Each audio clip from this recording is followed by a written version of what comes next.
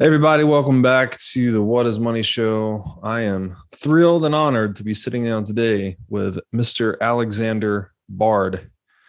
Alexander is an author and philosopher on the relationship between human beings and technology. And as I understand it, you're working on your 6th and 7th books at the moment. Is that right, Alex? That's correct. And I'm honored to be here, Robert. It's very, very good to have you. As I was mentioning to you offline, I have some philosophical curiosities that I'm hoping we can pick at today.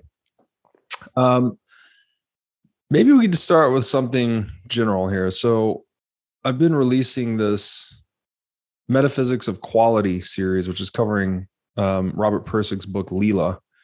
And he's basically laying out an alternative metaphysics to Aristotle's subject-object duality, positing that everything is value instead of actual substance. So it's a real rabbit hole to go into, but maybe I could just pick your brain a little bit about how you see, what is your metaphysical viewpoint on the world, and who has been influential to your thinking, and what books or writing have influenced your thinking? Well, the problem in metaphysics, especially today, is that it tends to fall into one or two extremes. It's either reduced down to some kind of mysterious lowest common denominator, like some kind of atom or something like, or a string or whatever, right? And then somehow it's going to be that thing all the way up, its most complex forms. Or other, because we're human, we tend to think of ourselves as people, everything that exists, and therefore our consciousness is incredibly important. And they would try to find consciousness in absolutely everything all the way down. Like I always say that some philosophers tend to think that they can sleep and have sex with a rock. They find psyche in everything. So the problem with one extreme is called panpsychism, and the other extreme is just basically materialism. Everything is physical all the way down to the lowest common denominator. So I think both these aspects are wrong. I'd like to start in the middle. I like to start in between things. That's a better place to start when you do philosophy. You start in the present, for example, then you can work your way towards history, and you can work your way towards the future. But I'd like to start in the middle instead. And then you discover that when you do metaphysics, you're not doing physics. Right? You can question physics itself, and it turns out that your physicists are questioning physics today. There's a wide agreement now in physics that things don't really start with space-time. And please note how weird this sounds, because space-time, right? We always assume that time is tied to space, and therefore there cannot be time without space, and there can be no space without time. That's because Einstein was comfortable when he did his mathematics on cosmology to think of space and time at different dimensions that were tied together. But that's not actually how reality works. It turns out that it's not just that space-time is the first thing, but because something is prior to space-time, that also has to be something along the timeline. And therefore, these days, we talk about hypertime with physicists. Philosophers talk about these things constantly. So there are obviously things that aren't even physics. So therefore, the kind of metaphysics we're developing now is just, let's disqualify these different categories and just look at physics and biology and chemistry and consciousness or whatever you got separately, and then try to see, do they have anything in common? Well, the only thing they have in common is that they're part of the same universe. And we know that everything we know so far is interdependent with everything else. There's no law that says they must be that way, but it turns out, from all we know, everything is interdependent to everything else, especially because they all affect each other through gravity, which is a really fascinating thing. So when you start looking at that way, you can disqualify physics as first principle. You can disqualify psyche as first principle. And you can rather say you can neutrally look at these things in different ways. And the kind of metaphysics I'm working with is something called transcendental emergence. What it means is that all we know is that things emerge. The universe itself has emerged. We used to think it was a big bang. It's more and more looking likely that it's a big bounce. The equations over the past 10, 15 years, like Bourgeois' equation for 2011, show that if you just eliminate infinity, which actually doesn't exist in a way in nature, it turns out that it looks like it was a big bounce. So something collapsed or something happened and caused a big bang. And there could even be a lapse between the big bounce itself and the first expansion of space. So when you look at it very, very deeply and you realize you must minimize the categories that could possibly pass their different emergences. And the only thing they all have in common is the timeline. And that's why physics, also natural sciences, have moved aggressively away from a focus on space over to time. The way you would describe it is to say that Einstein wasn't wrong about space-time, it was wrong about the order. The first dimension should be time. Then you could happily add another 3 space dimensions on time. Time must be the first category. And if you think of time without space, if you allow yourself to do that, it's essentially a time without mass, if you talk to physicists. And that category is now called hypertime. You can then think of hypertime as something separate without space. But space requires time. Nothing can exist without a timeline, except for time itself. So you can then add space to hypertime and then get space-time. And when physicists start working with us philosophers, they think, okay, great.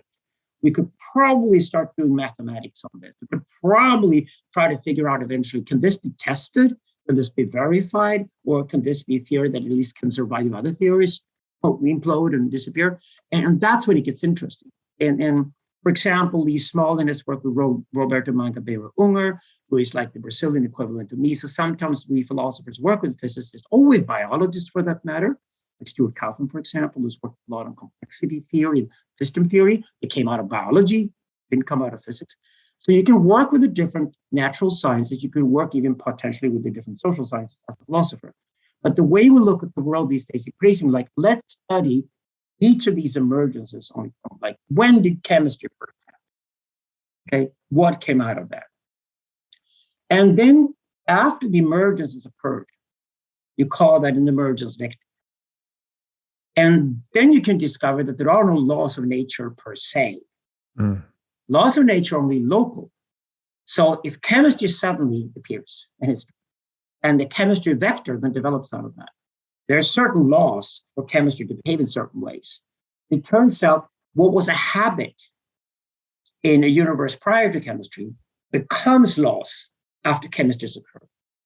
So we can then define what laws of nature are. And here's a great philosopher, the American philosopher Charles Sanders Peirce from the 19th century. He was the first guy to claim that, no, there are only habits of nature, there are no laws of nature. We don't know what really happens over long periods of time. We don't know if laws actually stay the same or whatever. And when we look at it today, that was really helpful because a habit of nature that is prior to the emergence becomes a law of nature within that emergence. And then we developed the full metaphysics of this called transcendental emergence. So what exists are emergences and emergence vectors. It's transcendental because new emergences could happen. It's also transcendental because you cannot say anything generally about emergence. You cannot have a general emergence theory because a new emergence might just happen in history. And once a new emergence happens, you have to redesign the entire history leading up to that emergence because you will then understand the prior emergences differently. Hegel did this wonderfully.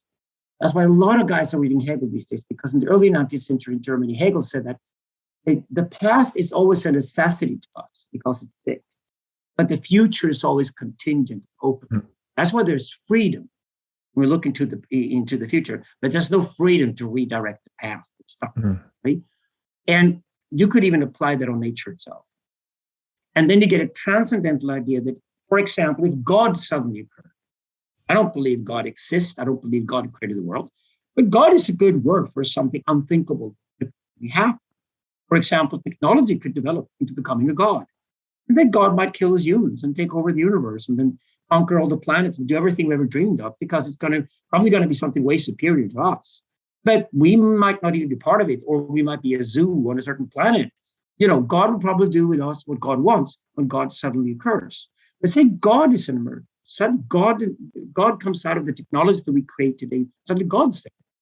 And then if God exists, then we have to rewrite all of history, because then all of history was obviously about that one day God would appear. It's the only way we can understand history in hindsight. So the transcendentality is that you minimize the rules for emergences per se. The only rule you basically got is there's a timeline. Along that timeline, things happen. It goes in one direction, it's an arrow of time. And along the arrow of time, things can occur. And when they occur, they will then, in hindsight, change the history. And by doing this, you don't have to start with physics. You don't have to start with your psyche. You don't have to start with biology. You can start anywhere you like. Now, The really productive aspect of that is you can also redesign our own history as humans the same way. And then you do like Thomas Kuhn did, you do paradigm shifts. Suddenly new technology has been developed. It changes history forever. It changes what it means to be human. The introduction of spoken language made us human to begin with. It made us mates. That's about only 250,000 years ago. Then we invented written language in 8 to 10,000 years ago. That changed history forever. We created permanent settlements and agriculture and all kinds of complex things that we couldn't do as long as we only spoke and memorized. When we started writing down information, we could have a much more complex society. We could have larger populations. You know, starting in Mesopotamia, populations of river valleys across Eurasia exploded because once you started farming, you could breed large families and have tons of kids. And you could go to war with huge armies. You could create empires, nations, all kinds of things. Then the printing press came along important. That was another paradigm shift, another new paradigm, because suddenly the printing press, within 100 years, the cost of making a book fell from $160,000 per copy down to 30 cents. Suddenly there were a lot more books around. A lot more people could afford to learn how to read, write, and count. We created capitalism. We created industrialism. We even got a new metaphysical idea called individualism based on that. We created something called the United States of America because of it. It would never have existed without the printing press. And I think the internet now, as a fourth paradigm of human history, is on a par with that. I think what's starting in the 1980s, it's such a massive revolution that we have to start thinking, what does it mean to be a totally new type of human being, a digital human being? We're going to be so different from our forefathers that we have to rethink what it means. That's why metaphysics is important. You see the point? Because when you start thinking history, you start thinking value, and start thinking what's important, what is it that's not important, where we're going to focus our attention, metaphysics is where we have to start.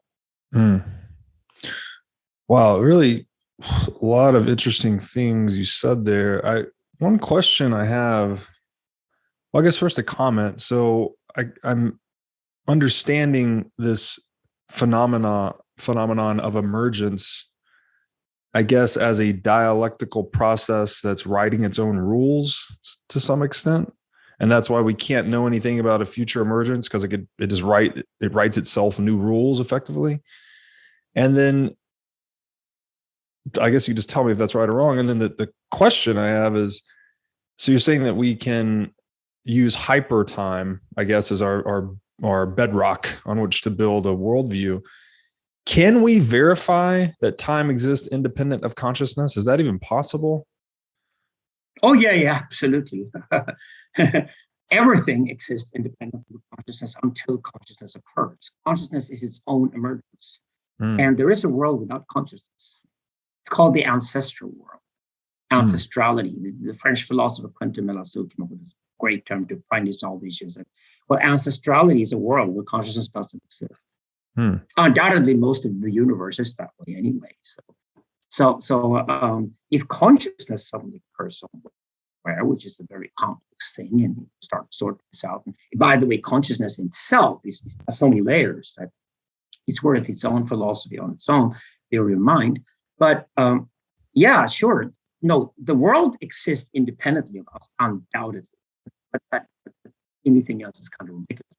How we then interpret the world, understand the world, and what sense we make was Immanuel Kant's great achievement. After the Kantian revolution, they considered there's no way back. There's a noumenal world out there. There's a phenomenal world that we create to ourselves. And we actually created social. We created in between each other. We created through language and shared dreams. And actually, we match each other really well in the sense that we sort of fit our different worldviews with each other until we sort of agree on it. And then we have test questions, and we shit test all the time, like women do with men. We shit test each other, so we figured out that actually, no, this guy, he's got a word with it that obviously is very similar to mine, right? So I can count on the kind of the way I perceive the world is probably the way it perceives the world, which is the human perception. That changes, though. The world itself can change. Our perception of the world can change. We can live in the world full of bullshit, where we believe that mythologies that are never corrected is the way we perceive the world. We can allow ourselves to live in the world. Children often do. But then when it comes to pure survival, when it comes to warfare and things like that, suddenly we have to be logical.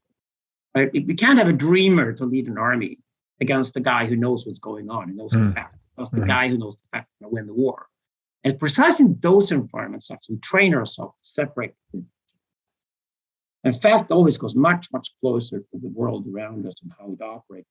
Fiction allows us to dream and, run off and be creative and fantasize about the world instead. So between fiction and fact, the fact is called logos in Greek, and the fiction is called mythos. And actually, one of these triads work within philosophy all the time is there were three different types of narratives. The narratology of humans, philosophical discipline, narratology of humans is that there's the logos, which is essentially facts, mathematics, science, natural sciences, things like that. There's the mythos, which is the stories we tell about ourselves, like a movie or a Netflix series or things like that. It's mythos, telling stories to children, mythos. And there's the pathos. There's the third narrative. I always say that the pathos is the kind of narrative you don't want to tell your kids.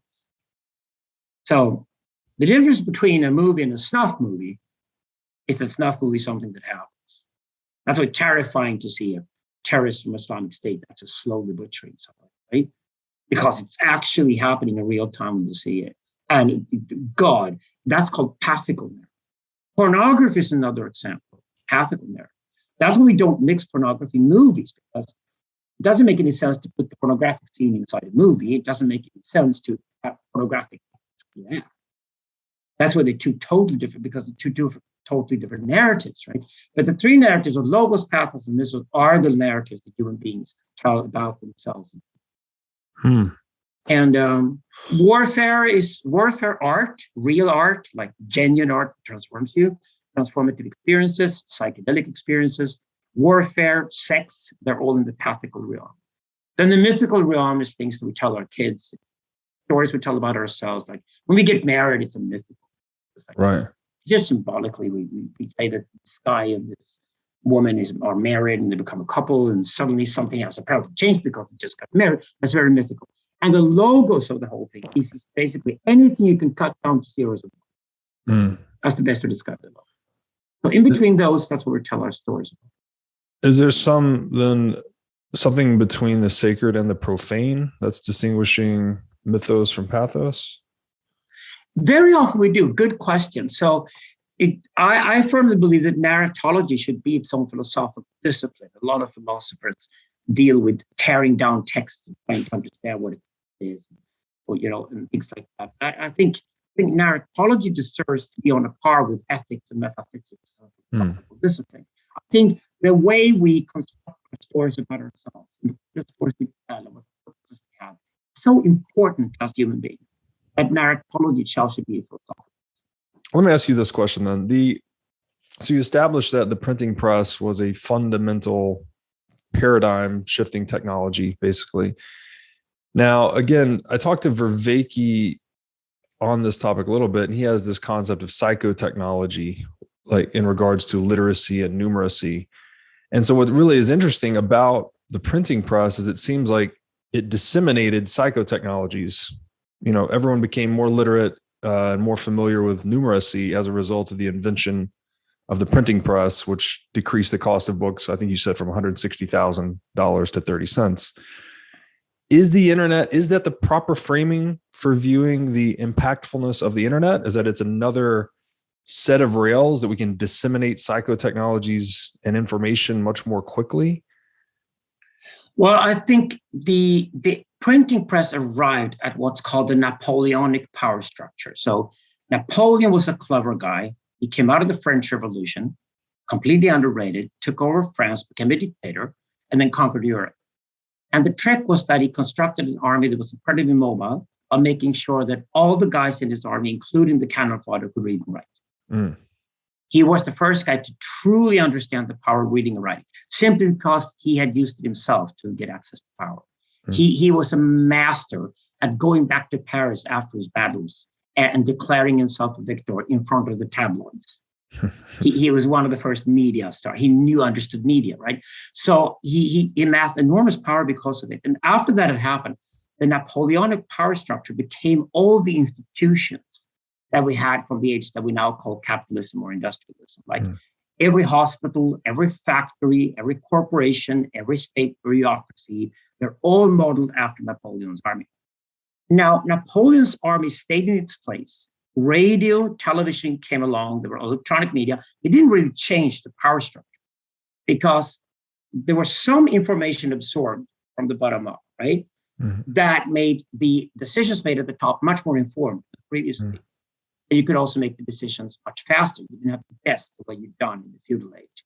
But it was still top-down, incredibly top-down. Therefore, it was so incredibly efficient that the nation states of Europe could conquer the world and essentially populate 3 other continents because this system was so much more efficient than anything we've seen before. So we all knew by the mid-19th century that if you taught all the kids to read and write and count, we would be much better off, all of us. It was a worthy human infrastructure investment, right? Now, the internet is different, though. What the internet did was that the cannon fodder at the bottom of the Napoleonic power structure started talking directly to people. That's exactly what the internet was so underrated by the old powers. So politics ignored the internet. Mass media ignored the internet. Academia ignored the internet. Industry ignored the internet. They all ignored it. That's exactly why the whole internet world is full of tech startups and new initiatives like crypto and things like that, because the old guys who were in charge completely underrated that the internet would completely transform the world and even take over everything. Everything will be digitalized eventually. And for those of us who got that, we just rode that, became wealthy and successful and things like that, because we just knew, oh, right, we are now the kids in the streets of Paris in 1789, and the old powers are stuck in Versailles. You know, in Versailles, nobody could read and write. But in the streets of Paris, people could read and write. So the people in the streets of Paris had invented tabloids that told them that these spoofs in Versailles don't care about us and cost us tons of money. And they invented encyclopedias where they could go to the letter G and find a guillotine and a drawing of it. And basically said that, why don't we take out the guillotines and go to Versailles and kill these bastards and get rid of them and save the money and basically move the capital to Paris, where it should be, right? And the same thing could then happen all over again with the internet. And that's exactly what's going on. It's been going on for the past 3 years. We're in the middle of the revolution right now. People will realize that everything will be digitalized. You know, when it comes to academia, even Harvard and Oxford are over. EdTech will kill them. EdTech will be cheaper, better, more certified, more trustworthy, smoother. You know, it will just kill them. It's just better with just about everything, right? And same thing with mass media is dead and over. And of course, mass media is complaining and saying that social media is just fake news. You know, you can't, you guys, which is exactly what people in Versailles said about the streets of Paris and said. History is repeating itself. And we all know that everything that ever was written in newspapers was always fake. So we might as well take different sources of fake news, compare them, and we have better news than we ever had before. That's social media for you. And the same thing goes for industry. Industry is completely dependent on advertising and the commercial culture, and it thinks it can advertise itself out of a problem and things like that. And we just, all of us know that advertising is bad. And we hate it. And now increasingly pay to get rid of it, not to ever see it again, which means we're not accessible any longer for industry. Meaning that to have access to us now, you must go through the algorithms. Algorithms that will soon also be tied to blockchains. They'd be incredibly truthful and honest about absolutely everything, meaning that if I want to go into a restaurant tonight, wherever I'm located, I'm going to find through the algorithm, which is the fucking best restaurant in town, and I can go there and have my meal. And nobody can bullshit me through advertising about different restaurants. I don't need the ads any longer. They're just out of the way. That means the entire world of communication is right now changing rapidly. And all the guys are investing in being much more truthful about what they do, much more honest about what they do. It's more about best product at best price than ever before, to be honest about it. Those are the winners in the internet world. So the internet is killing everything. It's killing the Napoleonic power structure because Napoleon's dead. We don't need him any longer when we now communicate directly with one another in a horizontal way. And therefore, now we create all these Internet of Things and we create internet connections around the world. We create this huge global brain, intercommunication. And only those who honestly go into these networks and tell people about their own lives and they're honest about everything they do are the ones that are going to be the winners. You said something interesting there, that it's the best product for the best price. So the internet age has enhanced our ability for price discovery, frankly, right? We've increased the interconnectedness of the marketplace so that people can engage in freer exchange to discover more accurate prices. Is this why government is failing? Because they provide terrible service at a really high price that people are just starting to see through the bullshit? Politics is dead. It just doesn't know that it's dead yet. It's costly, it's inefficient, it doesn't do anything. I mean, the first thing AI will do once AI appears, it's taking over politics, and it'll do it better than politicians do, right? We're almost at the point right now where you don't want a human to fly your plane when you go on a flight. You want the robot to do that. We're at the point right now we don't want a surgeon to ever touch the body. We want a robot to do the surgical activity because they do it better, right? We know that in so many cases already technology is better than anything humans can do. So if that, I mean, you lawyer, if you go to court, do you really want a human to represent you when you can have an AI that knows all the law books of the world? No, you don't. You want the AI, right? So that's already occurring right now. So politics is doomed. It's very theatrical. I think the whole Trump versus Biden thing in America, especially seeing it from the outside, is just, yeah, but this is just theater now. It doesn't matter. I mean, the effects this can have are small. If anything, it can still destroy things and cause damage. Xi Jinping and Putin can certainly cause a lot of damage. But you know, they can't really create new value. They can. Central banks are done as far as I'm concerned, because now we not only have gold and a few Swiss francs now and then, we have the cryptocurrencies around, and we all know that because they cannot be inflated, they can be trusted in a way you can't trust the dollar or the euro. It's as simple as that. So the internet is about brutal honesty. And when you tie the blockchain to the algorithm, you got the ultimate way. I think even Google are doing it. I think something better will come along. When you tie the algorithm on one side of the coin to the blockchain on the other side of the coin, it's going to be such a terrific technology or truthfulness on a power we've never seen before. And this is what's interesting to compare with capitalism. The brilliance of capitalism when it started in Venice in the 14th century and brought the Silk Route to Europe was that we always had braggers in every street corner of the world who tried to sell us shit. And they always lied. They were all snake oil salesmen. Because you couldn't find out what the facts were. You just had to instinctively trust them. And of course, they fooled you all the time.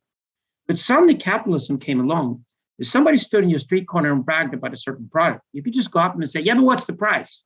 And suddenly you had to be brutally honest about how much you value the product.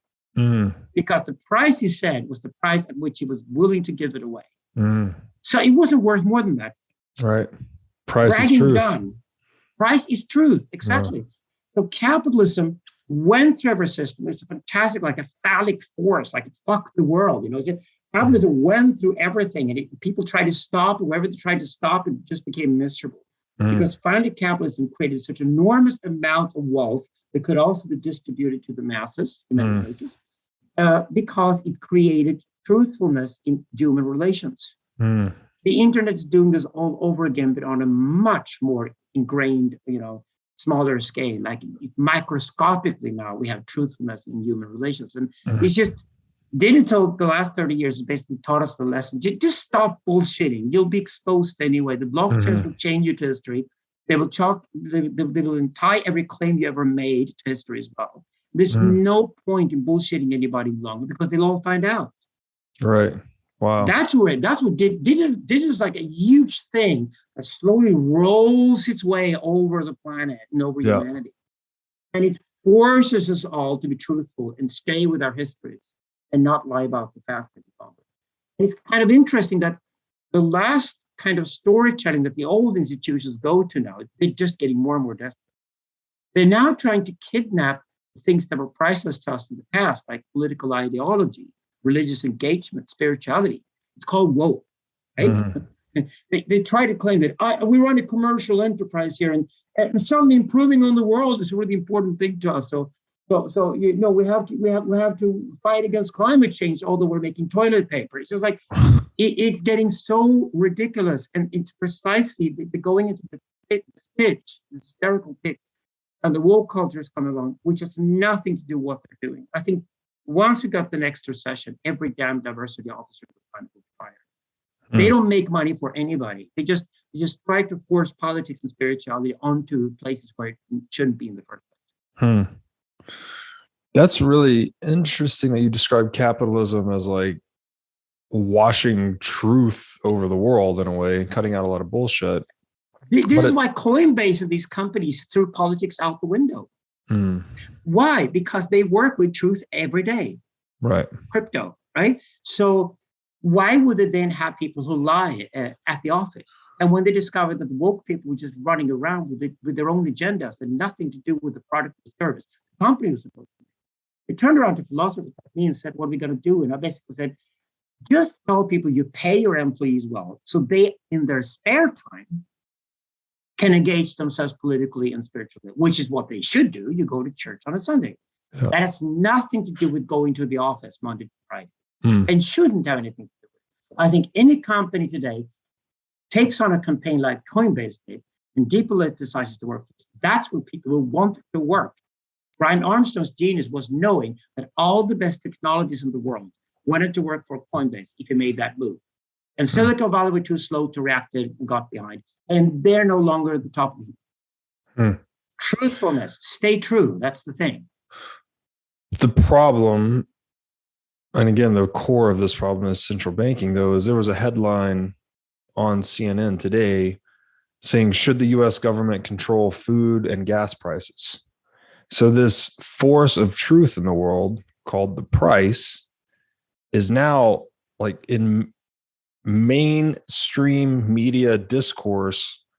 We're actively discussing whether or not we should suppress and or manipulate this mechanism of truth. So how did we get? How did we deviate so far? Then you get Venezuela. That's how did we get here, though? My question is, how did we discover this powerful mechanism, implement it in capitalism, and then fast forward a few hundred years, and now have we just forgotten the importance of it? What I mean, it blows my mind that we're having these conversations in mainstream media.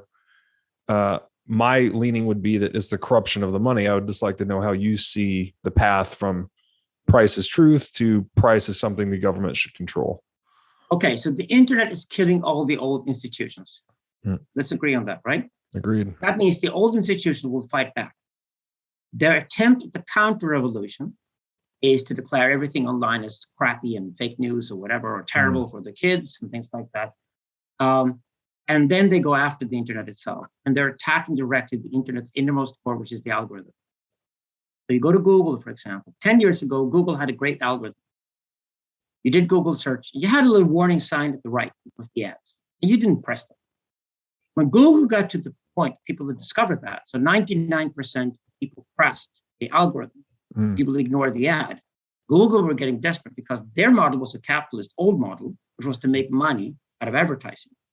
So they tried to force the ads into the algorithm field. So now you see the ads at the top. I think that's the death of Google.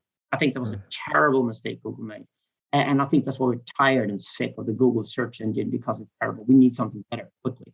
And the better search engines will remove the ad entirely because it doesn't have anything to do with the sort of attention.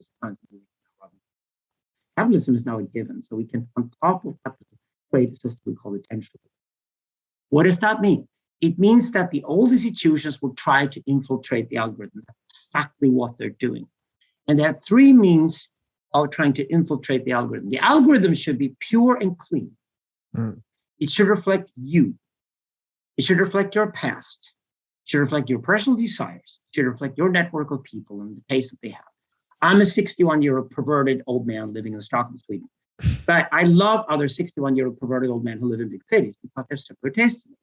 I want to know what kind of restaurants they go to if they live in London. If I go to London, I go to their restaurant because those are the restaurants I will love. That's why I want the data to be there. And that's the kind of algorithm I want. And maybe I want that algorithm to sometimes randomly have a surprise element. That's the only thing I want. And I want the algorithm to have a global and a local department. So some things we want locally, we want them now, desperately, right away. And it doesn't have to be the best thing in the world. And sometimes we just want the best thing in the world. We have patience enough to find the best in the world. Best product, best price globally. And that's a global point. That's what we want from the algorithm.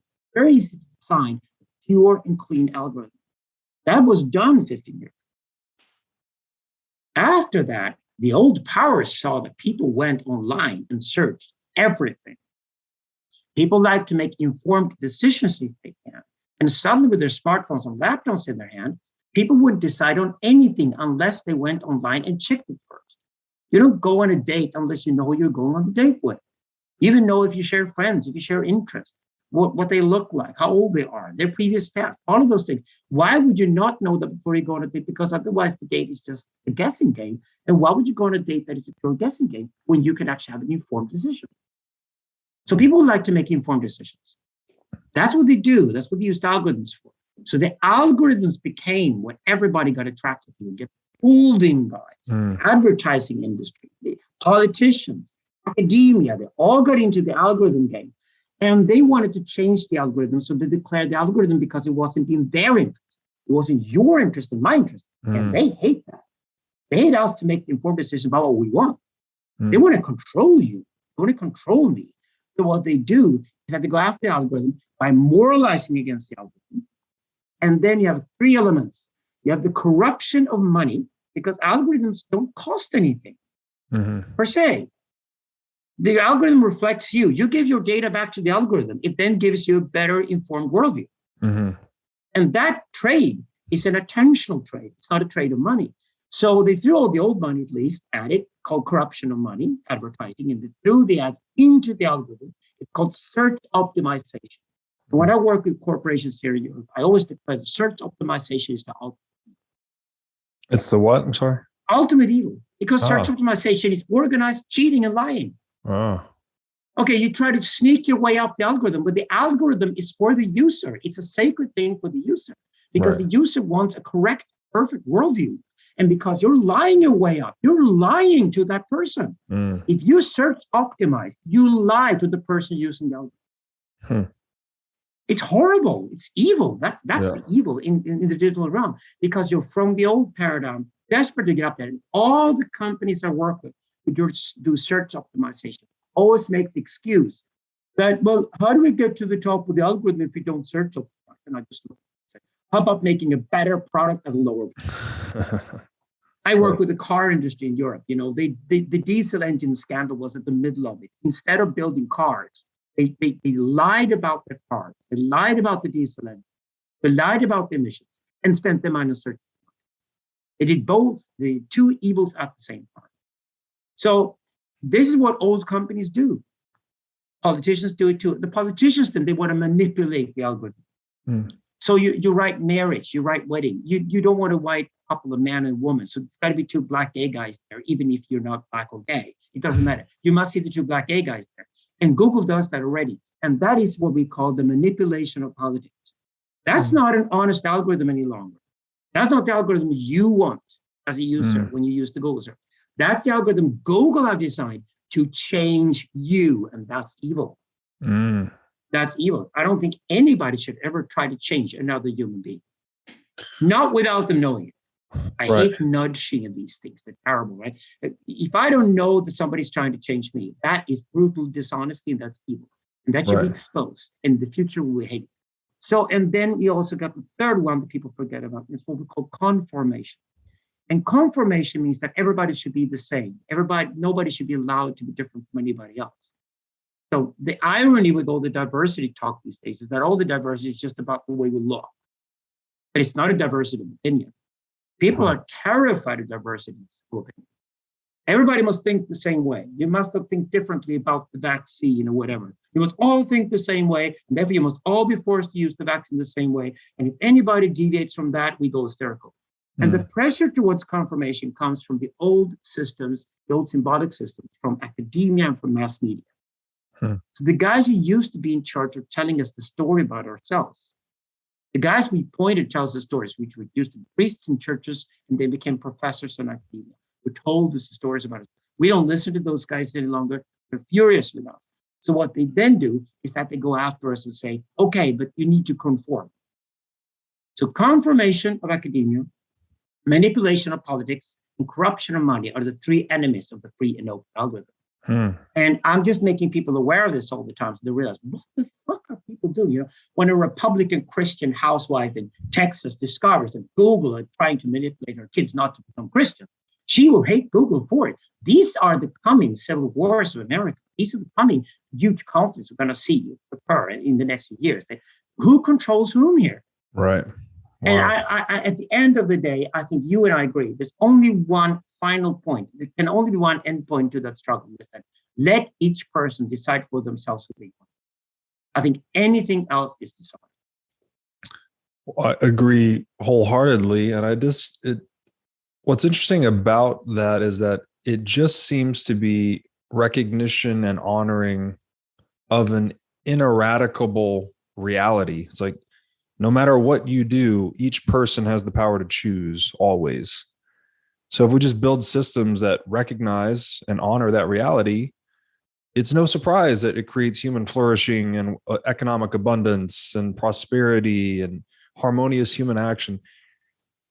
It's mind-blowing, honestly, because then even the people that try to control others, they're kind of sawing off the branch on which they rest. Like you could look at this through the lens of the state, perhaps. The more they increase tax rates, there's this thing called the Laffer curve, that it actually decreases tax revenue. So like the more you steal from the economy, the less the economy produces and the less revenue you create. So by trying to increase your revenue, you're actually decreasing it. And this seems to be a similar dynamic. Like the more you try to control dynamical people, system, that's exactly what you get. If you kill dynamical system, everybody loses from that. Yes, exactly. Yes. Yeah. So honor the reality of the dynamical system and let it run. Right. It's like the woke message about slavery, for example. They make a big thing out of slavery. I'm like, yeah, slavery was horrible, but so is work. Work is essentially you get paid 8 hours a day. At least slaves got paid 24 hours a day. Like Karl Marx said, that's just a shift that we made a big deal out of. But anyway, it's funny that these guys who are so obsessed with slavery being so damn evil want to enslave us and our minds and control our minds and our thinking, which is the ultimate form of slavery, is to try to manipulate other people to think in a certain way without them being aware of it. That's the ultimate form of slavery, I would say. Yeah, that's a good segue to the next topic here, because I want to talk about power and, slavery. I wrote a piece on this called Masters and Slaves of Money. Again, the corruption of money has led to the institution of slavery more than once historically. And I actually view central banking today as just kind of like the modern invisible form of slavery, because now it's just time theft, right? If I can steal someone's time or I can tax them, then I'm effectively enslaving them. And what are we doing with fiat currency inflation other than taxing people without legislation and without their consent, ultimately? So you're just stealing time from people. So it's a watered down, less visible form of slavery. It is absolutely. There's no point in taxation at all. I don't think anybody could invent it today and it would be credible. I mean, we have such a sophisticated world today when it comes to technology. We live in a world that's called a sensocratic world. That means that there are sensors everywhere and we have senses. And our senses and the sensors are interacting one another all the time. We do have cameras and microphones just about everywhere on the planet. We don't need passports any longer. Just look with the camera into your eye and they know who you are, right? And things like that. So the sensocratic movement is already happening historically. We're moving towards sensocracy, which is also why politics will become completely redundant, right? But at the end of the day, if I use something that is a collective resource of some kind, then I could pay for it when I use it. I did just pay for something when I use it. And of course, if you could also have competition, so I could choose between different alternatives, then I certainly pick the one that I think is the best, which is only fair. So at the end of the day, I agree with you completely. There's something really evil today about forcing me to use a certain fiat currency because a guy has a monopoly on violence in that society, and he will execute that violence onto you, onto your body, if you don't use his fiat currency. I mean, if somebody came from the future and saw us accept that today, they thought, why do you accept this? For God, this is like worse than slavery. And why would you accept somebody to be forced to use their currency when you do certain trades and things? Because then they can use that to create a value for themselves that won't benefit you. And that's exactly what they do with the fiat currencies. They benefit the elites of an old system that wants to stay in its place.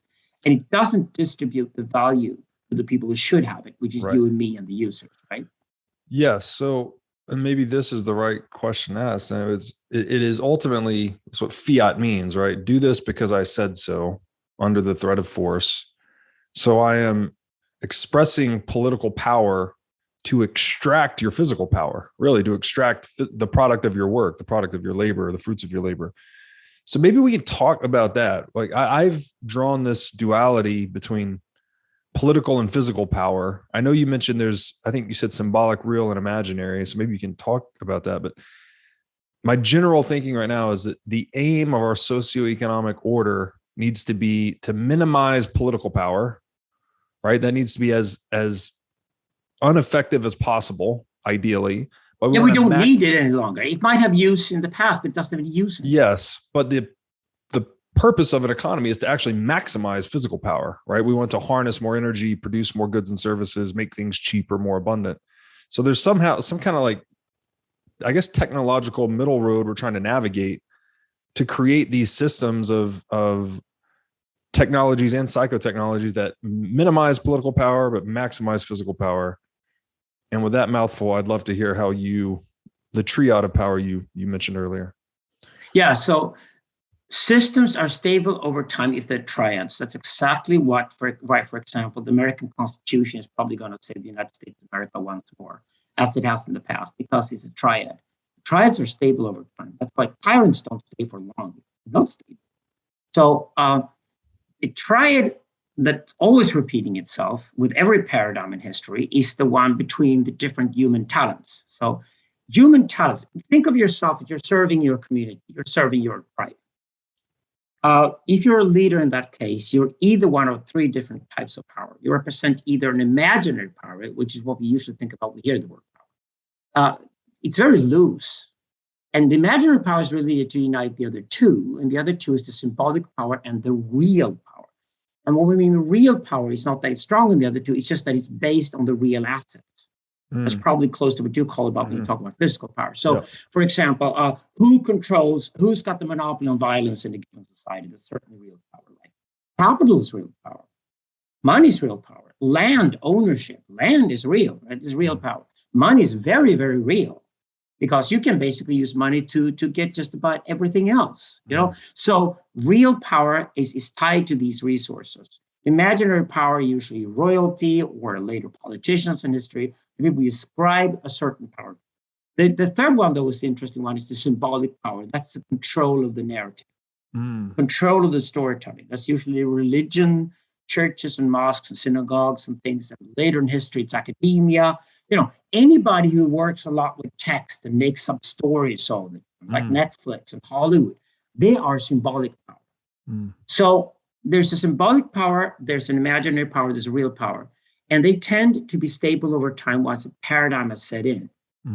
But when a paradigm shifts, they're all thrown apart. That meaning the old powers of the old paradigm, the old symbolic, imaginary, real power, will fight to keep their positions. That's exactly what they attack algorithms today.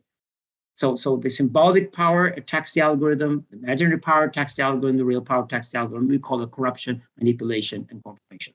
So, and of course, we have to fight them back. We have to say that we've got to leave you on your side, pull out the guillotines and get rid of you. Because you refuse to die when you should die, because we don't need you any longer. You're just standing in the way for something much more powerful. And what we're opening up to is a new triad, a sort of digital age triad.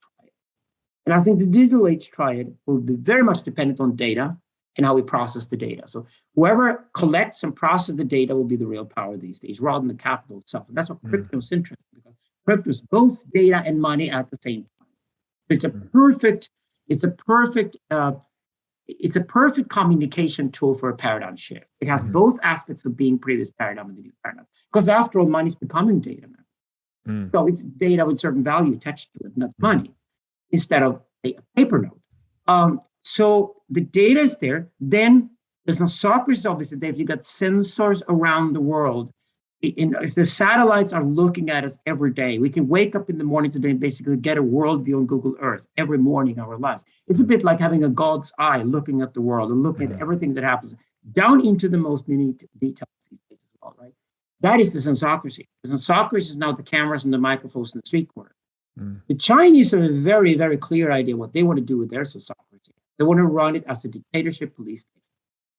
And we philosophically now work, for example, Pacific I work in Taiwan, Korea, Japan, and India, because the neighboring countries around China certainly want an alternative to that.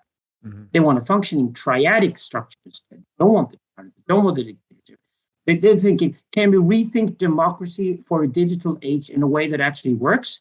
Can we have cameras and microphones absolutely everywhere while still having a democracy?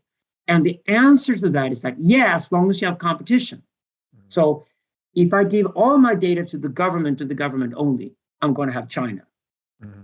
But if I give my data all the time to at least 5 different competing forces that are competing for my attention to get my data, then that is an establishment of a pluralistic society in the digital age. So the Koreans and the Taiwanese and the Japanese are working towards these solutions. So the Indians, they're working towards solutions where you distribute the data, several different receivers every time you produce the data. And therefore you have competition between them, because it's always competition that opens up the society to be democratic. You know, a lot of guys these days move to places like Dubai and Singapore. And then you ask them and say, why did you move to Dubai? It's a dictatorship run by a sheikh. And then they say, yeah, but I can leave in 10 hours. And that's exactly what democracy is. You just leave. You just vote the guy out, or you move to another city. Mm-hmm. And that's what America does again. Americans are moving around in their country. They're moving away from high tax, states that have terrible social services and homeless people everywhere and woke people in government. And, Portland fell from what, the 3rd most livable city in America to the 67th most livable city in America in less than a year. Why? Nobody wants to live there any longer. And if you live in Oregon, you move to Bend, right? People are leaving San Francisco in droves because it's so damn mismanaged and so expensive to live there. And those two things at the same time, why would anybody stay? People are moving to the Rocky Mountains and Canada these days. Right. And they're certainly moving to Texas and Florida. And that's the great thing with America. They move with their feet. That's the real American democracy. Yeah. So as long as you can leave a place and go somewhere else, you're free to go. Then you have a vote. That's what a vote is. So I think what's important now for the Sensocracy is that it could easily become a police state, especially after the pandemic. Politicians today certainly want to create a dictatorship because they just want to keep the power to themselves, right? And we got to stand up against them. And the way to stand up against is say no to paying taxes. Because their entire system is depending on a carpet called taxation. And if you pull that carpet from underneath, they're done. Right. No, so that's going to be important. And then the third leg, once you got the informationalism, which is the data, and the Sensocracy, you got the third leg, which is where does the creativity go? And we call the creative class in the digital age, we call them protopians. Kevin Kelly's brilliant term, because utopia and dystopia are dead as ideas. But protopianism, which is the incremental improvement of every process you work with, constantly improving on things like you do in technology, for example, that is genuine creativity today. And then basically you set it up. That's going to be the digital age and the digital society. And that's going to be the new forces that are fighting the old institutions. They're all three. Yeah, no, that's a lot of great points there. I would add that I've often considered just holding Bitcoin, actually, or really, I guess you could say any alternative money that's not fiat. If you create demand, even just for physical gold, and you bury it in your backyard, you've taken demand, you've decremented demand for fiat currency, which is used to fund this whole thing, right? Like if there's not demand to hold fiat currency, then the whole thing collapses. So I've often considered Bitcoin or even physical gold as kind of a vote against the bullshit. Let me ask you. The strength of crypto is clear because crypto has developed and spread like wildfire in a society that just right now happens to be non-inflationary. Mm-hmm. Okay, once inflation kicks in, fiat currencies are doomed. Yeah, that we all know. So that's why there's a golden age for crypto ahead of us. Certainly, yeah. Absolutely. Let me ask you about power again, because I like this triad model. Symbolic. Tell me if I got this right. Symbolic power is he who controls the narrative. Typically, religion. Today, it's government's well into that game now. Real power would be something more like capital, weapons, like the actual ability to project physical force. Today, data. Okay. Yeah. Data is zeros and ones. It's very real. How does I guess I'm not clear on imaginary power. How do we define that in that? It's context? very vague. It's what we ascribe power to. So a king is just a regular Joe. Right. And then we put a crown on his head and give him a title and suddenly behave as if he's not like the rest of us, like special and superior to the rest of us. So imaginary power is something we need to do and apply to somebody. And because they have the imaginary power, the other two powers are in place. So, and what happens with the Triad, of course, if one of these guys takes off and goes a bit big-headed and want to kill the other two are united against the third one. So what happens is that the Supreme Court and the Congress unite against the president. The president goes out of his loop, and the president, Congress be united against the Supreme Court, etc. So once you have a triad in place, it's very stable over time. Mm-hmm. And that's why we see triads repeatedly appear in paradigms. And in functioning empires and nation states last a long time, but therefore built on constitutions to have a triadic structure. And dialectics is triadic. Dialectics is not the opposition of the two. It looks like an opposition of the two, but it's the third. First, there's a void, a negation. Something collapses in the system. That means you discover that the system didn't hold. So the system is abstract. And because system is abstract, you have to work your way towards a concretion of the system. So you have a worldview again that actually makes sense to you. Mm-hmm. So what happens is that the abstraction means you don't stay with the abstraction when something becomes abstract. Something used to look concrete to you, it became abstract. You don't stay. You go to the negation. You go to where the problem is. The problem is probably you find the answer to what happened. Mm-hmm. That's even the case of phenomenology, for example.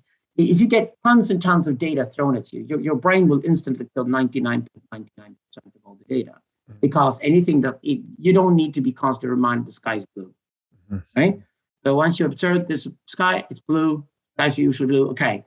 Then any data that comes to your eyes that says the sky's blue, you kill it right away, right? Mm-hmm. You kill most of the data, but what you do is that you reserve the right to find an ambivalent abstraction of some kind. So if something suddenly becomes ambivalent, like that's weird, something was weird there, you just sort of notice it. Mm-hmm. You don't pay too much attention to it, because it takes energy to pay attention to things. Mm-hmm. You pay some attention to it. If something else happens that's kind of out of the ordinary, and if the second thing that happened runs with the first one, that's a sign you should really start paying attention to what's going on. And then your brain starts investing a lot of energy into there's something wrong here. Mm. And the two wrongs I just discovered point towards the same thing. I'm not sure about that at all. Of course, I still trust my worldview because I've worked on it for a long time and it's worked for me in the past. So I stay with it. You keep it in the back of your mind that there's a doubt. Now, if a third abbreviation, if a third abstraction occurs, a third ambivalence occurs, then you see the three ambivalences are connected to one another. You kill your entire worldview in no time at all. And you build an entire new worldview guessing in between the three new ambivalent points you've got. Because you know that worldview is going to be better than anything out of the past. Because these three ambivalent points you just discovered show there's something fundamentally wrong with your worldview. It must be killed and destroyed. And we can study this in laboratories. So phenomenology is kind of a science these days. And actually, this is how we do with everything, actually. And this is actually how AI works, too. It's a really, really efficient way of handling information. Once you got 3 points that rhyme with one another and that all are opposed to the system you believed in, they're probably there for you to discover that there's a totally different worldview waiting around the corner. That's much more truthful than what you had in the past. Interesting. Hey, everybody. As you've no doubt learned by watching this show, Bitcoin is the single most important asset you can own in the 21st century. And one of the most important companies in Bitcoin today is NYDIG. NYDIG's mission is to get Bitcoin into the hands of as many people as possible. One of the ways they are accomplishing this mission is by empowering banks and financial technology companies to offer their own Bitcoin products and services. As a true game changer in the industry, NYDIG is safely unlocking the power of Bitcoin for forward-thinking individuals and institutions alike. Led by Robbie Gutman, Yin Zhao, and Ross Stevens, NYDIG has absolutely exploded onto the Bitcoin scene recently and has quickly become a leader in this space. So, whether you are a professional investor looking for asset management services, or a company looking to white label your own Bitcoin product or service, consider NYDIG your single source solution for everything Bitcoin. I'm very curious about the digital age, and I think there has been painfully little written about it, actually. I mean, we write a lot about kind of the immediate consequences of digital, but I don't think there's been a thorough, I try to look at it through an economic lens typically. Like, how much does digital technology economize human action or let us accomplish greater results with less effort? It seems to me like this is the most impactful transition in age since we transitioned from agricultural to industrial society. It feels like another one of those.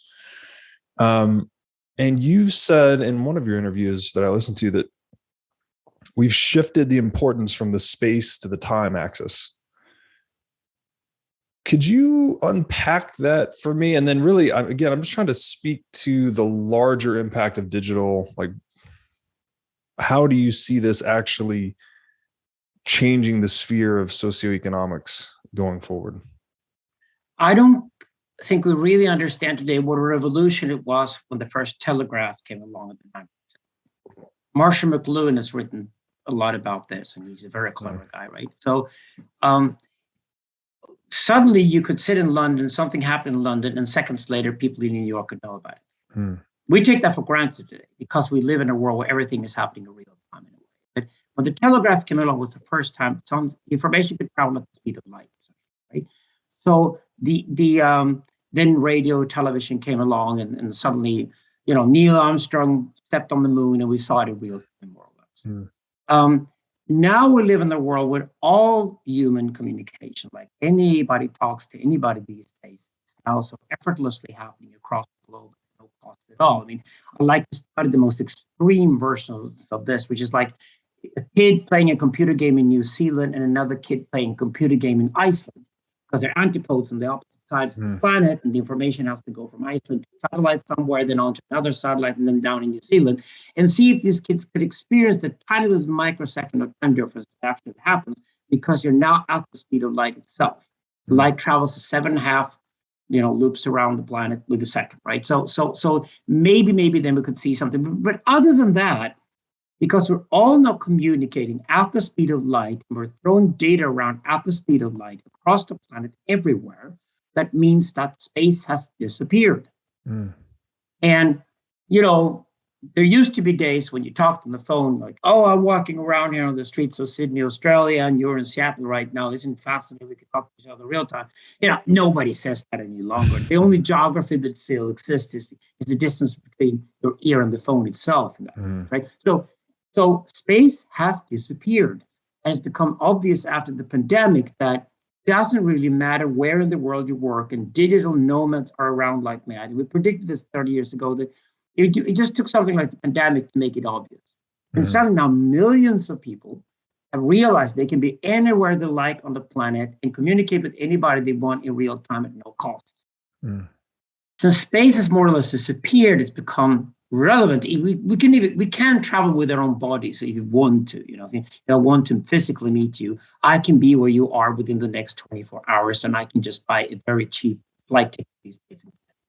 So it's affordable to also transport bodies in case you want to do that. But what we do these days, we go online, and of course the online world is still a screen on a laptop or a smartphone. It's probably going to be a hologram quite soon. And once you come to that kind of environment, the physical meeting itself is not that important either.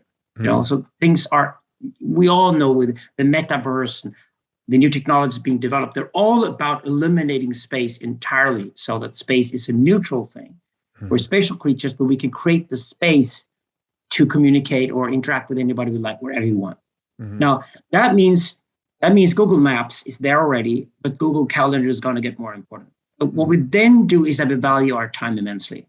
And we are mortal beings, and we throw ourselves forward to our death date and back to where we live right now, and we value everything we do accordingly. So what are my priorities? What am I supposed to do at this time in my life? What am I supposed to do when I'm 40, 50, 60, what priorities do I have? What new choices do I make? What do I decide not to do, and things like that. So all these decisions we make that give us an existential value to ourselves are about the timeline. That has always been the case, but now more than ever, because the only thing we haven't been able to affect at all is time. The arrow time is such a tough bitch to deal with because we can dream about time machines for all we care, but there is no evidence whatsoever that anything like that could ever happen. There's something really mysterious about time in this sense. It's not reversible. It's not like physics. It's not like anything. It's not like space itself. It just moves in one direction constantly, and it never returns to anywhere it's been before. And I think both the Mr. Time philosophers are obsessed with time these days. Time and process, these are the things philosophers deal with constantly, right? Because physicists are obsessed with it too. I mean, Lee Smolin has written that we don't even know what time is yet. You might think we do, but any explanation of what time is basically an explanation of what time is produced. For example, well, time is something the clocks measure. No, clocks measure time. It doesn't say what time is. Ontology of time has nothing to do with the clock. So, it's weird, but we are becoming more and more temporal creatures, and temporality is becoming more important and valuable to us. And I mean, when you're really brutally honest with somebody these days, you just look at me and say, "Don't waste my time. Get out of my life." Yeah. I know one thing. I don't want to spend my time with you because my time is incredibly valuable, and you cannot buy time. You cannot buy yourself time because you have the time you have. And at the end of the day, you can be the wealthiest guy in the world, but you're in a cancer clinic and you're dying, and no money can save you from that. So looking back at that philosophically speaking, we're talking about capitalism. Capitalism is being replaced by potentialism. What we mean with that is that capitalism is now so efficient. It's there, and whenever we try to prevent it from doing its thing, we only lose from that. You try to stop capitalism from doing its thing, and you get Venezuela. You don't want to have Venezuela. So, but just like agriculture in that way became just a natural thing that just occurred. If you had money flowing around, and there were certainly people out there who were willing to sell you food. There were people who were willing to sell you land if you wanted to grow your own food in your own farm. And if you had money, you could do all those things. So money replaced land simply because money was something you could use to get absolutely everything, of which land was one thing you could purchase and you could sell and things like that. But that's when money beat everything else during capitalism. But we're now in an historical situation where the struggle is really about our own ears and our own eyes and our own inner beings, our own souls in a way. And capitalism can't really get to that. It kind of stops outside of that. Capitalism is the king of the profane, and capitalism is the king of the public. When it comes to what you treasure the most in life these days, what we call the sacred and the private is something that capital can't really have access to. You can't get money inside of that limit. And that's interesting. That's where attention rights. And that's exactly when you build an algorithm. You must not have a money function thrown into the equation. You must not have somebody pay the way through because then they're a liar. The algorithm will only measure who goes where online. How long do they stay there? Do they return? Do they use the different functions? Do they recommend this to others? Maybe they even give you a grade if they have enough time to do that.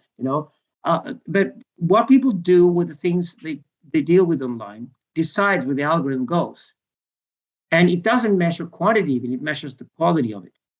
Because the one thing you can do is like, okay, something is popular here, 100,000 people know about it, so 90,000 people went there. There was something else around the corner that only 100 people knew about, but all the 100 people went there. And the qualitative experience they had was much better. Then the thing that the 100 people know about beats the one that 100,000 know about in the algorithm. That's the whole point. Because the algorithm is only there to tell us who's best. Okay, that's why everybody can grade a restaurant experience, for example, food experience. But you then divide it by how many graders you've got. So that means that it's an average, an average grade that gives you 4.4 or 4.6 in a restaurant Google Maps. And the 4.6 restaurant beats the 4.4 restaurant according to the algorithm. Not through money, but through the algorithm. So the algorithms are not measuring money per se, unless you explicitly ask for that. The algorithms point you towards the attention of other people. Meaning it predicts it's going to get your attention as well. So the algorithm is essentially, good algorithm tells you, this is what you will give your attention to. You give it this word. This is the number one thing in the world you want to give your attention to that is tied to that specific term. And that is attentionalism. And the way I describe it is that it's a bit like running a nightclub. And society is like a huge nightclub, right? And people are queuing to this nightclub because it happens to be a really good one, right? And then a guy comes along, usually a Russian oligarch, it's a hooker from Morocco, whatever, and he tries to pass through the line, and he pays his way through. And you realize that guy's not a cool guy. And you come inside the nightclub, and suddenly that guy who wasn't very cool, he just threw money around, is standing in the VIP lounge. Then this nightclub is whoring already. Anybody can pay their way in, meaning these are not the coolest people in town. These are just the people who have the most money. And the VIP lounge is absolutely useless. There's no superior class inside this space, this club. There's the VIP lounge because everybody's in the VIP lounge and paid their way in. The whole nightclub falls down to you. It's just destroyed. Its magic is gone. It's just a crappy, hole in the wall, nothing else like that. And you leave if you're cool. You just get out of there because you want to be with cool people. You don't want to be with other people. And that's exactly how society is increasingly looking, is that we're creating these sort of gated digital communities, these subcultures. We're increasingly having moderators around. We're increasingly having people that know you can't get in here because only the cool people can get in here. And these networks are creating now next generation internet because we don't want to have a lot of people around us all the time. We don't want to have 100,000 people who want to talk to us all the time. Say you're Peter Thiel, and you don't want to have your mailbox full of all these people who want money from you and have you invest in your companies and see you and try to impress and things like that. No, you want to minimize your social connections. Mm-hmm. We're all tired of a huge mailbox. And if we're tired of a huge mailbox and want the mailbox to be smaller, that means we've got a higher, tougher moderation. It's going to be harder to contact us. We have fewer friends around, but the friends we have around us, we really trust. So the networks are getting closer and closer, more and more elite. And we're getting something we started working with 25 years ago called the network pyramid. That means the class structure of the digital age is not going to be between individuals. It's going to be between the networks themselves. And networks are great because they have know-how, they have the connections, and they have the creative power to change the world. Those are the most attractive networks. They have a symbolic and imaginary real aspect to them. And those are the networks you want to be part of. And you can't pay your way in any longer. We all know that the guy who paid his way in, and he's just going to waste time for everybody else inside the network. That's why time philosophy is fundamental to values today. And we value the networks we belong to. And we struggle to keep up with other guys in the network because we know otherwise we're not part of them anymore. We shouldn't be. But those networks that really thrive today are the ones that are incredibly well moderated. They know what they're doing, like a really good nightclub. Like the door guy is key. And if the door guy ever makes a mistake, you got a tough lady sitting, at the cashier when you walk inside. He might also throw you out. But if you pass through those two guys who know what they're doing, and they've done it for years, then you're inside the club and you know one of the cool guys. And that's what everything is about. That's we call this a network society. Social relations are all about this these days. And that's why I say you can buy and sell sex, but you can't buy and sell love. And that's fine. Sex is capitalism. Love is attentionalism. Interesting. Wow, no, that's really so. I mean, the theme I'm detecting here is that the technology is so influential on how we organize human hierarchies, right? So when we swap out the technological substrate of, I guess, legacy media, which is just had much more expensive bandwidth. So then I guess it makes economic sense to organize it in a much more top-down fashion. But in the internet age or the digital age, where the cost of bandwidth goes to zero, all of a sudden you get all these self-organizing human hierarchies that are based on what value or work you're rendering to the hierarchy, right? If you're not rendering good work, if you're not earning your place, I guess, earning your keep in the hierarchy, then you just get thrown out. It wasn't Facebook's whole point that they would create a sociogram of the planet, and they failed. You know why they failed? They're American and they hate to give people bad news. Okay? So what you should have had at Facebook, you should have had a function that told you the 31st of December every year that we're automatically going to throw 30% of your friends out of your friends category because you don't actually interact with them at all. Yeah. Right? And you would clean it up so your sociogram is better. Yeah. But Facebook refused to do that. And eventually we all knew Facebook will only tell me who has gone after somebody else and forced them to add them by just talking them down until they were finally added. Mm-hmm. People became so obsessed with the ads that the ads took over Facebook and ruined the social gram. Mm-hmm. The Facebook social gram is absolute crap. It's Mm-hmm. totally useless. And since nobody's there any longer, we know these days, we even go to Facebook these days to find out who hanged out with whom 5 years ago. Mm-hmm. Because nobody's added anybody the last 5 years, and nobody's ever going to add people again into social media because we knew Facebook fooled us into believing this was the future. We're going to get the social graph. We're finally going to get a social graph over humanity and who knows who.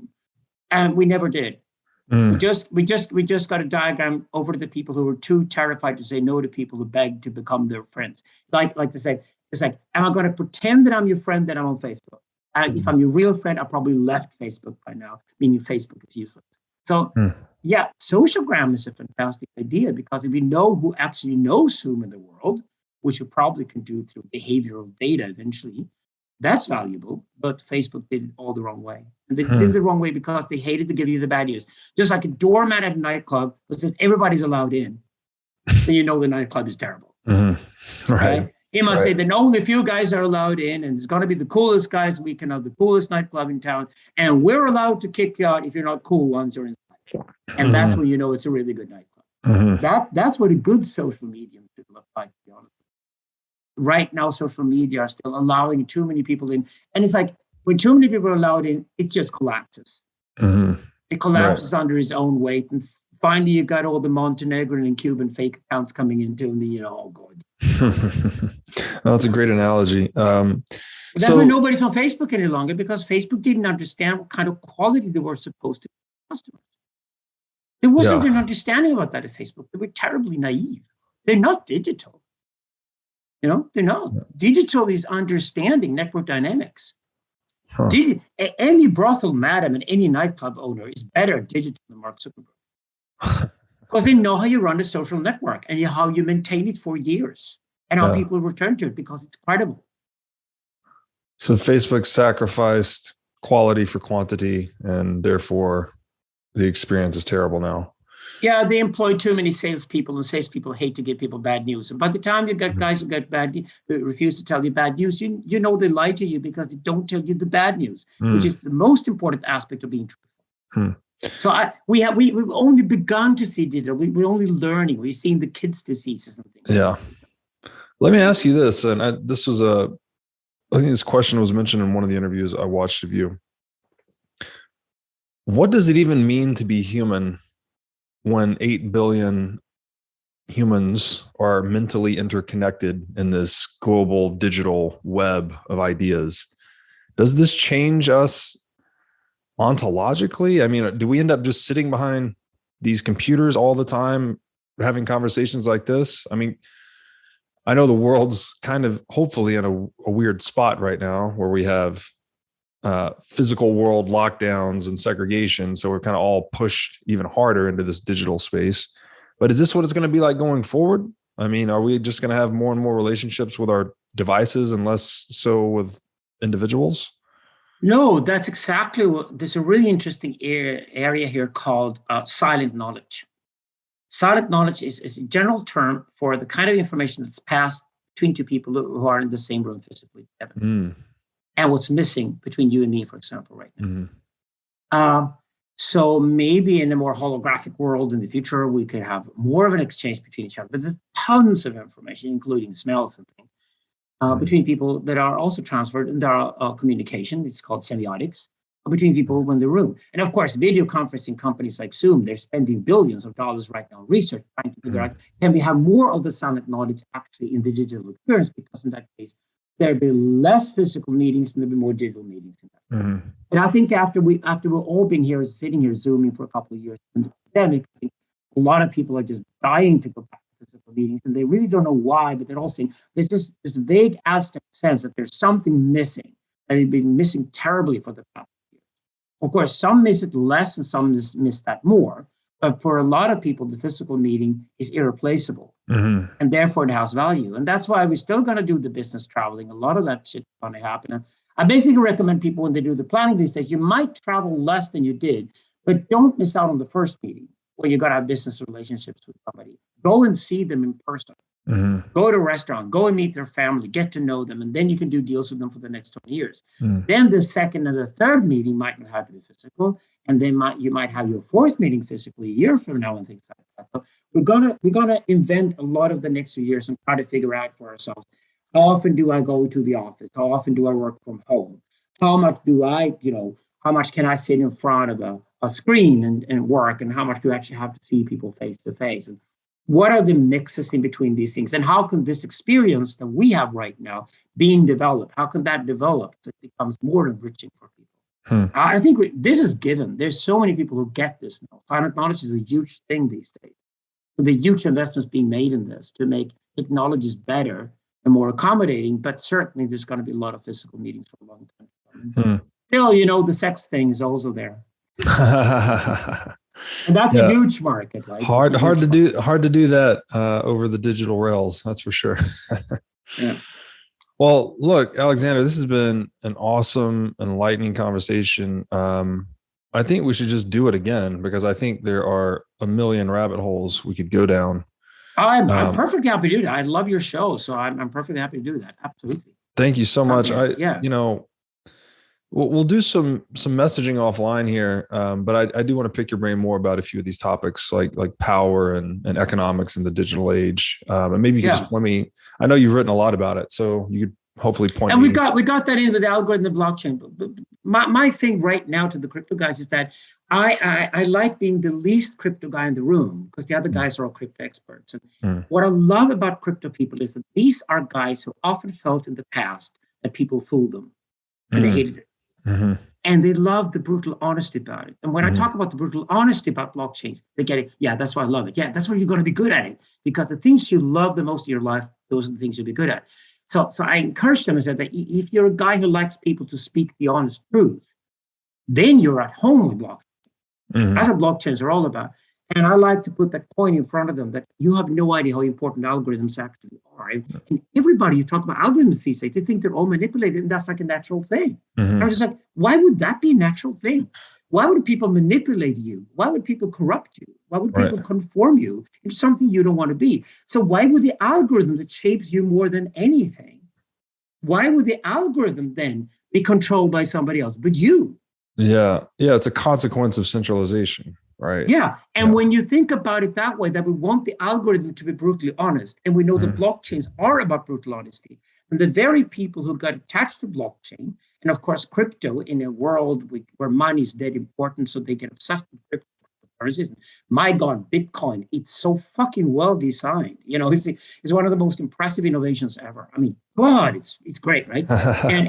And that's why it's hard to compete with for all the other cryptocurrencies that come along. They probably got it more specialized rather than Bitcoin running at the center of it. Like somebody invented gold, and nobody ever came up with a metal that didn't prove on gold.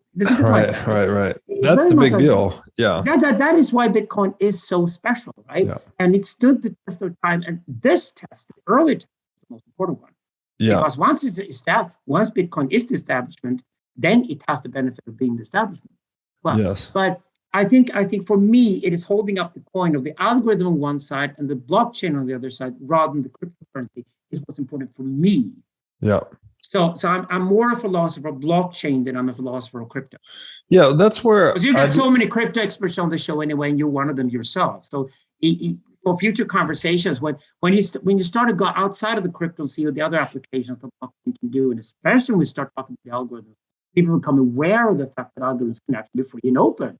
Yeah. Hey, that's where I'm happy to talk about that. That's where I'd like to continue our conversation, because I myself want to dig more into this. Like, what does the actual future look like? My current view is that Bitcoin's the only blockchain that matters. Actually, there's a lot of experimentation occurring elsewhere, but I think the blockchain for contracts. The results. There's so many other things. Blockchains can do many other things but currency. So agreed. There's a lot of theory out there, but I mean, we'll flesh this out in the next conversation, but I just think that a lot of that experimentation will end up resting on higher layers of Bitcoin. So I think Bitcoin becomes like the de facto global final settlement base money network.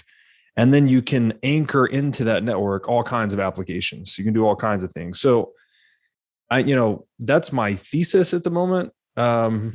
It's something we could probably talk about for a really long time, but in any case, you're right about one thing. We're not going to see very fast moves between these cryptocurrencies as soon as they get a bit stable, right? They run up and down right now because that's comparative to other currencies, fiat currencies that we don't have. I think you're not going to see Bitcoin quickly be overtaken by some alternative. You might gradually see some kind of other system come along. But I think at the end of the day, people will then trade with the baskets. Bitcoin probably centered to it and have other currencies in there. And that's going to be the most inflation-proof, stable value you can have over time. That's very likely. That's why Coinbase and these companies are growing so quickly at the moment. Yeah. I don't know. We'll get into it, but I think even terms like inflation just go away. Inflation, monetary policy, policymakers, these things are just going to go away, because when you can't control the money, all of a sudden, to your earlier point in politics, like, I don't care about your political opinions. If you can't mess with my property or my money, say and do whatever you want. Like, you can't hurt me. You can't take my stuff. I don't care what you say. So yeah. And everybody else who interacts with us, with you and the other guy who attacks you, right? All of them will trust you and not him. Right. It's not only that he cannot fuck up your property. Yeah. You're also more credible. You are the guy who walks into the nightclub and passes the queue. Because you're just more credible. That's what's so interesting, is because it almost, as you're saying, like, it's an incentive to be honest. Because if someone can attack your property or your body, you might say something that you don't believe to try and keep them off your back. But if you're all of a sudden, more or less invulnerable to them, then you're just going to speak your mind freely. So there's an interesting incentive change where the technology kind of changes our behavior. And that's a whole nother rabbit hole, but you're right. I'm very fascinated, very fascinated by where this all goes. And I appreciate you talking to me about the digital age, because there's a lack of literature out there about it. And so I'm really glad you're writing about it and thinking about it. We'll definitely have you back for a longer conversation, because I think we could just talk for hours here. Yeah. You know where I'm at, and keep me informed. And I will get 24,000 Twitter followers in Europe. I love to feed them about your show and about your work. So just send me stuff over here, because I'm a fan of yours. So we keep that, and keep it in the back of your head that I'm cool with things that they are. And when we get to a point where suddenly, this could be a really good conversation between Breedlove and Bart, let's do it. Perfect. Absolutely. I'm in. Perfect. Totally. Please let my audience know where they can find out more about you and your work. Okay. So I would recommend people to check out the books Synthesis and Digital Libido. And you can find them in Book Depository, because nobody buys books at Amazon any longer. And they're available as audiobooks and everything. So Digital Libido and Synthesis are part of a trilogy. The third one, Process Event, comes out next year. This is where I put all, my best storytelling into these books, because it's really about the kind of stories human beings tell about themselves. Synthesis is the book on the future. That's why the subtitle is, it's about the God in the internet age. It's about creating God in the internet age. And that's essentially what the name of technology, if you extrapolate on technology all the way into the future, you have no other name for it, but we're creating God. That's what all technologies are doing. And maybe Bitcoin is God's currency, and because it's the end of currency, and then that's God. The end of the line is always God. The perfection is always God. So the Digital Libido book is about now, the state we're in right now. And when we left the history book as a third book, is because Hegel would have done it that way. He would have written first a book on the future, then a book on the current state, and then he would have rewritten history as a last statement. And that's what we're rewriting history at the moment as well. The entire history of culture and civilization itself, the last 10,000 years. We're rewriting it. And we're, of course, now looking through the blockchains and the algorithms, as if the goal had always been that civilization would one day build these things. Perfect. Wow. All right. Well, Alexander, thanks so much. And talk to you again soon.